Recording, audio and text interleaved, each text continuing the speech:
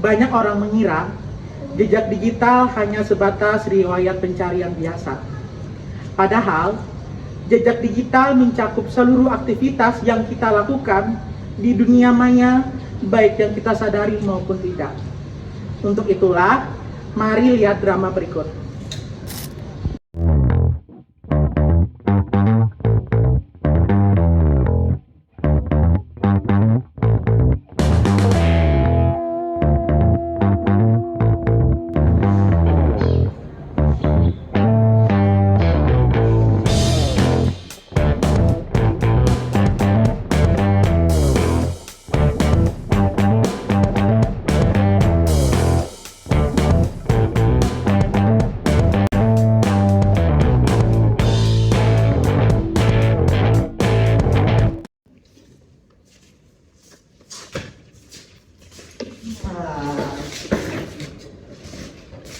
Kenapa lu sumbu kamu? Di web kan?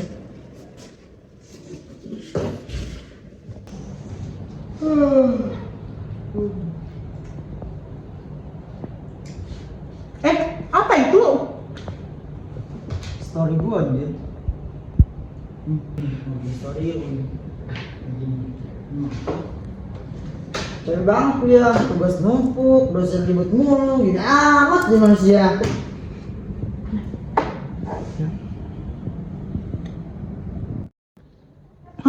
Kamu yakin mau posting itu? Bukannya itu tuh masuk jejak digital nantinya ya? Santai aja, jejak digital bukannya cuma riwayat kejadian aja ya. Ini kan cuma story yang bakal hilang 24 jam. Justru itu masalahnya. Nah, teman-teman, apakah kalian tahu? Banyak orang salah memahami jejak digital itu apa dan menganggap jejak digital hanya sekedar sisa riwayat kita di dunia maya. Padahal, jejak digital itu tidak hanya tentang itu saja. Oh iya, masa sih? Iya, postingan, komentar, like, email, story pribadi, bahkan data lokasi bagian dari jejak digital. Serius? Aku kira yang bahaya itu cuma history Google. Kalau kamu posting sembarangan, risikonya banyak. Kalau jejak digital nggak dikelola dengan baik, risikonya besar, seperti reputasi digital kamu bisa rusak dan bahkan kamu kena masalah hukum sesuai UU ITE. Dan aku cuma bercanda itu di. Iya, niatmu cuma bercanda. Tapi kalau semisalnya kamu posting storymu tadi dan ada yang lihat, bisa saja mereka screenshot dan itu bisa menjadi bukti jejak digitalmu yang buruk. Lah, astaga, iya juga ya. Iya, apalagi sekarang banyak perusahaan yang mengecek media sosial calon karyawan. Jejak digital yang buruk bisa menutupi kinerjamu di masa depan.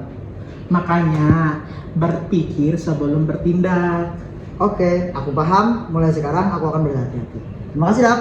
Terima kasih. Ya, sama-sama.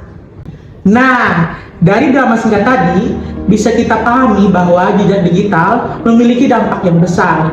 Selanjutnya, kami akan menjelaskan mengenai jejak digital dan cara pengelolaannya gimana. Penasaran? Mari simak video berikut ini.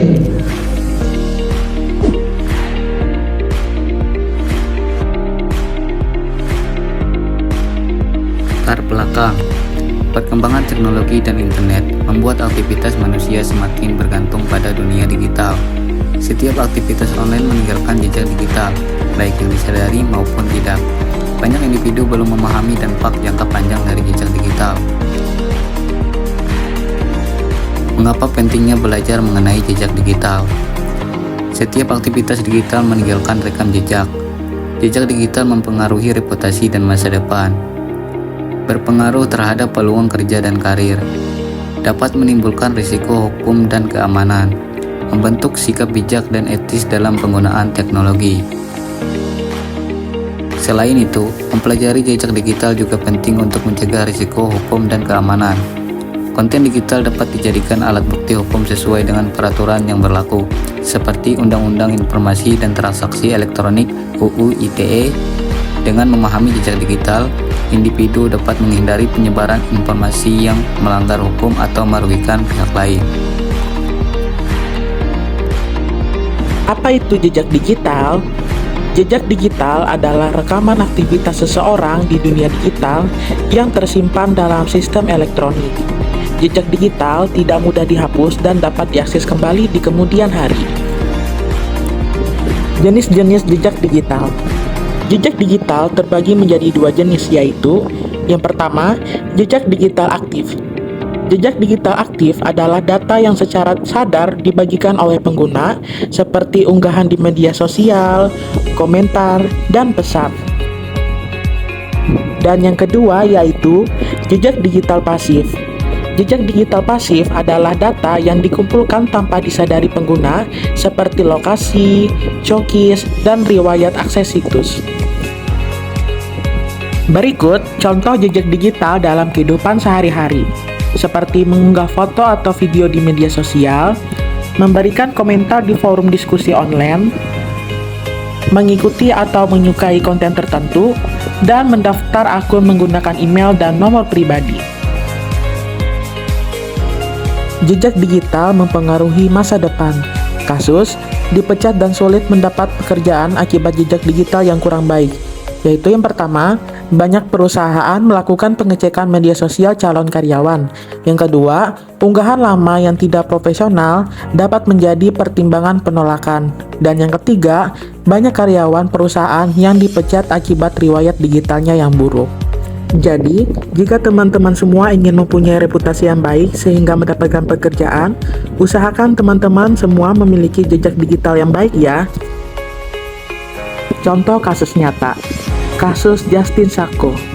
Justin Sacco, seorang pejabat hubungan masyarakat di Amerika Serikat, diberhentikan dari pekerjaannya setelah mengunggah komentar kontroversial di akun Twitter pribadinya.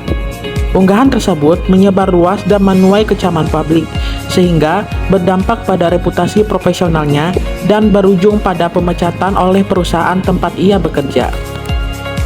Dari kasus ini bisa kita ambil hikmahnya, di mana kita harus menjaga etika selama berselancar di dunia maya, sehingga tidak meninggalkan jejak digital yang buruk.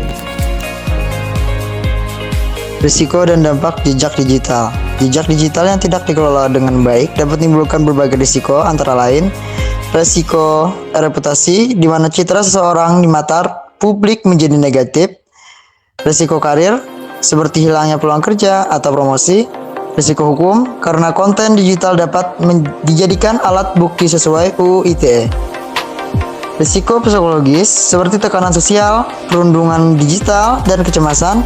Dampak tersebut menunjukkan bahwa dunia digital memiliki konsekuensi nyata dalam kehidupan nyata.